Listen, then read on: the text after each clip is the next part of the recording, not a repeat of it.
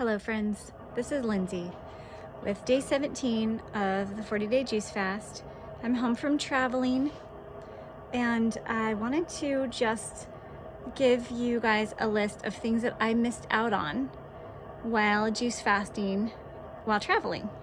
So here's my list. This might be like a little trigger warning in case some of you are fasting and you don't want to hear about food. So you might want to skip this video if that's you. And by the way, if you can avoid airport traffic or airport traveling while you're juice fasting, I would recommend that because it's doable. I maintained my juice fast. It was not easy, but it's doable. But I think I would recommend if you can avoid it or postpone it, that would be better. Plus, if you have to bring your juicer, all that stuff, it's just kind of a hassle. Okay, so things I missed out on during my juice fast while traveling. Oat milk lattes in a cold airport.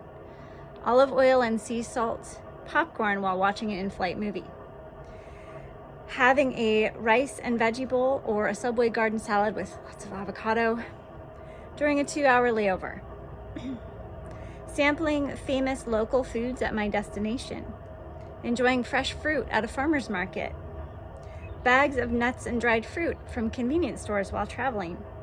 Connecting with family and friends over a meal out. The feeling of, also, I missed out on this. The feeling of not having to desperately pee out all the juices that I just drank while in a 1/4 mile long security line that you can't get out of.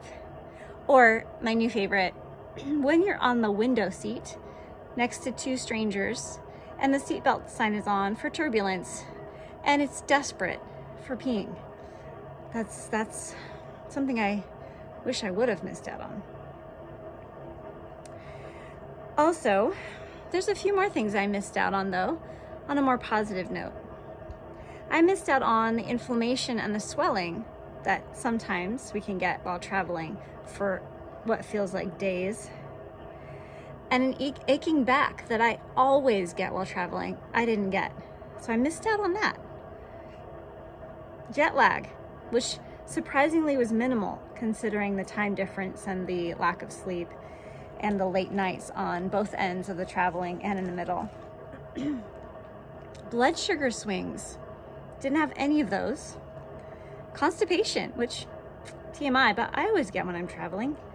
Irritability and decision overload when trying to decide what, where, and how much to eat.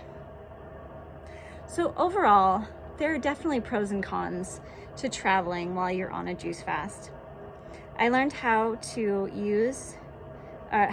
used to and how much I look forward to food as part of enjoying traveling. I didn't realize how anchoring that was, how much you look forward to it. And I also learned that it's still possible to travel and enjoy other things instead. Not to be too dependent on food when we're traveling, as long as we're getting enough calories and things like that to sustain our strength. It opened up my thinking to the possibilities of other habits that possibly I could start to, think about and let go of. So anyway,